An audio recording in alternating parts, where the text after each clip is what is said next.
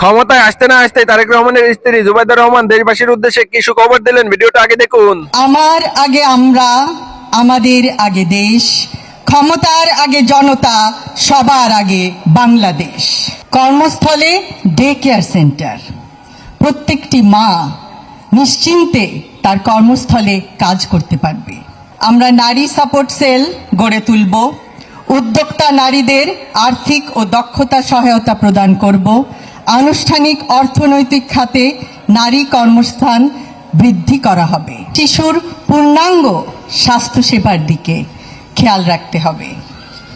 আমার আজ মনে পড়ছে অবহেলিত সেই কন্যা শিশুর কথা, যে প্রতিদিন ভয়ে থাকে, শঙ্কায় থাকে, সে বুঝি বাল্যবিবাহের শিকার হবে, কখন তার জীবনের স্বপ্ন চুরমার হয়ে যাবে। আমরা নিশ্চিতভাবে বলতে চাই, বিনামূল্যে শিক্ষা সম্প্রসারণ, মেয়েদের স্নাতকোত্তর পর্যন্ত শিক্ষা নিশ্চিত করা হবে। কোনো কন্যা শিশু আর মন খারাপ করে থাকবে না যে কখন তার সমস্ত স্বপ্ন চুরমার হয়ে পড়ে যাবে। আজ চিন্তা হচ্ছে সেই কর্মজীবী মহিলার কথা এবং কলেজ ইউনিভার্সিটির সেই ছাত্রীর কথা, যাকে প্রতিক্ষণ শিকার হতে হয় অস্বস্তিকর অন্যায় ব্যবহারের, যে স্বস্তিতে যাতায়াত করতে পারে না। হাজারো লক্ষ গার্মেন্টস কর্মী বোন, যাদের রাতের অন্ধকারে চলাচলে নেই নিরাপত্তা, তারাও চায় সচেতন মাতৃত্বকালীন ছুটি। আমরা নিশ্চিত করতে চাই তাদের সবেতন 6 মাসের মাতৃত্বকালীন ছুটি।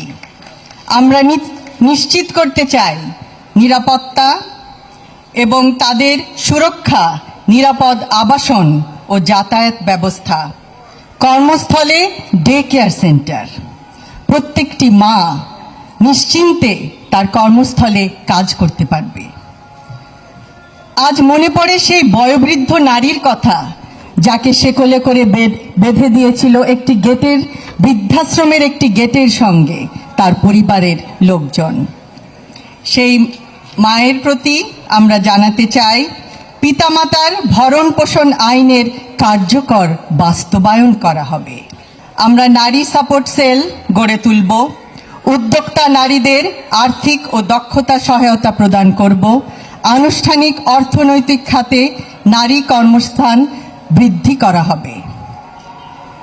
সুপরিকল্পিত রাজনৈতিক পরিকল্পনার মাধ্যমে অবশ্যই সমস্যার সমাধান সম্ভব। আজ আমাদের বহু আলোচকবৃন্দ, আমার সহ